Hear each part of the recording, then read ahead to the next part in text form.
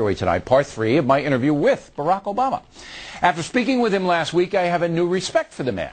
I believe he is sincere in his beliefs, and his presence has definitely changed politics forever. For our conservative viewers, consider this. Without Obama's dramatic rise, there would be no Sarah Palin. There would be no new blood in American politics. But Senator Obama's associations continue to trouble some voters, and that is where we begin tonight. I'm sitting there, and I'm an American. I'm sitting there in Bismarck, North Dakota. I'm sitting there in Coral Springs, Florida, and I'm seeing Reverend Wright. I'm seeing Father Pfleger, who thinks Louis Farrakhan's a great guy. I'm seeing Bernadette Dorn and Bill Ayers, weather underground radicals who don't think they bombed enough. I'm seeing MoveOn.org, who says, General, betray us. And I'm seeing you go to a Daily Kos convention.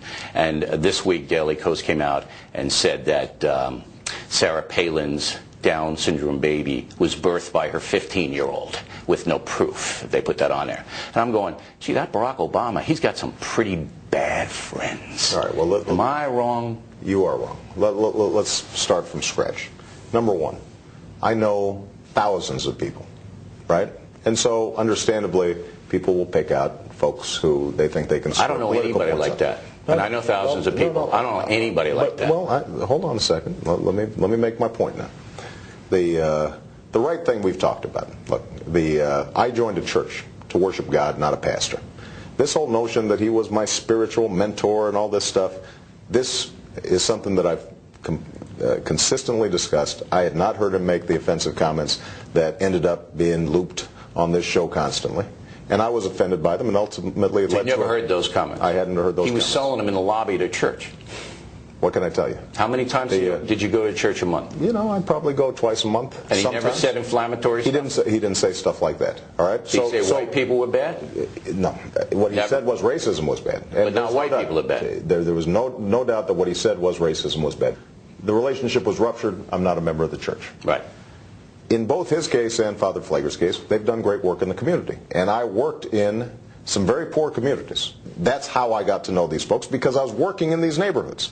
Now, on this Ayers thing, which you've been hyping Bill pretty good. Not that much. But, you're on the Woods Foundation board. But here's the bottom line. Yeah. This guy did something despicable 40 years ago. I did despicable last week. He said he didn't do enough bombings. That's last week.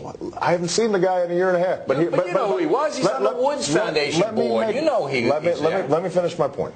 All right? Here's a guy who does something despicable when I'm 8 years old. Okay. All right? I come to Chicago. He's working with Mayor Richard Daley, not known to be a radical. So he and I know each other as a consequence of work he's doing on education. That is not an endorsement of his views. That's not But you guys partnered up on a youth crime bill. You remember that? And it was a good bill. No, it wasn't. That bill said that if a youth commits a second violent felony, he does time in an adult prison. That's 2 shots. You said no. You know the south side of Chicago. You know how many people are hurt. Listen, you're absolutely right. My community gets hit by crime more than anyone else. And I'm right on that bill. You were wrong on that bill. I disagree with you on that bill. We're getting too far afield here. That's important, though. You and Ayers were allied on that bill. No, look, he didn't write that bill. No, he was supporting it, and so were you. But you guys were together. Hold on a second. Now we're getting... all right, if that's unfair, I'm sorry. That's pretty flimsy. Here's the point, right? This guy is not part of my campaign. He's not some advisor of mine. He is somebody who worked on education issues in Chicago that I know. The problem that your viewers, your guys, your folks, the folks you champion, the problem you're going through, the problems they're going through with trying to pay their bills, trying to keep their job, trying to move up in this world, their problem isn't Bill Ayers. It was Bill Ayers 40 years ago when he was blowing stuff up. They want a president who they can identify with. They want a president that they can identify with. And they should be able to identify with me because my story is your story.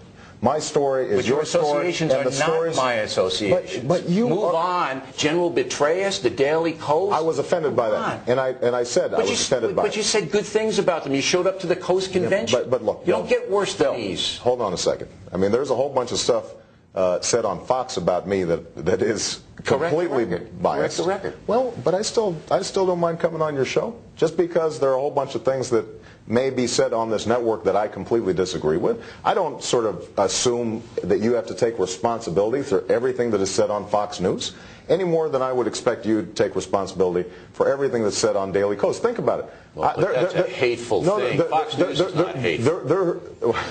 Oh, it is. Bill, some of those guys, some of our commentators. If you were watching Sean Hannity consistently, he's a commentator. You would. Well, but that's all these bloggers are. I'm not making an excuse for them. Listen, Hannity's never said he wants Dick Cheney to die of cancer. Hold on a second. All I'm saying is, these guys, they've given me a hard time. You know, one of the times they gave me a hard time? A ton of money for you, sir. You know one of the times they gave me a hard time? Was when I went to campaign for Joe Lieberman. Now, Joe didn't mention that in his speech the other night. They gave you a hard time about voting for the FISA. The FISA thing? Exactly. So it's not, all I'm saying is, I expect to be held responsible for the things I say and do. And one of the things that's happened in this campaign, and I think that you have the power to help correct the record on this, is not to put me in a position where every tangential relationship. There's a pattern of behavior. No, there is not a pattern of behavior. It is guilt. It is classic guilt by association. The pattern of behavior is that you feel very comfortable for some reason in far left precincts. That's the pattern of behavior that I see. But Bill, I've got friends who are on the far right. Who? I've got colleagues in the Senate. Give me a name. Well, no. I always do that. No. I'm sorry. But here's what happens: is if I give a name, then the next thing I'll know is people will say they're comparing this friend of his. You know what I wanted to hear? Bill Ayers, and I go golfing with Rush Limbaugh. That's what I wanted to hear there. All right. Tomorrow, the final part of the Obama interview. He says he can get us off oil. We'll explore that in our no-spin fashion again tomorrow night. Next on The Run.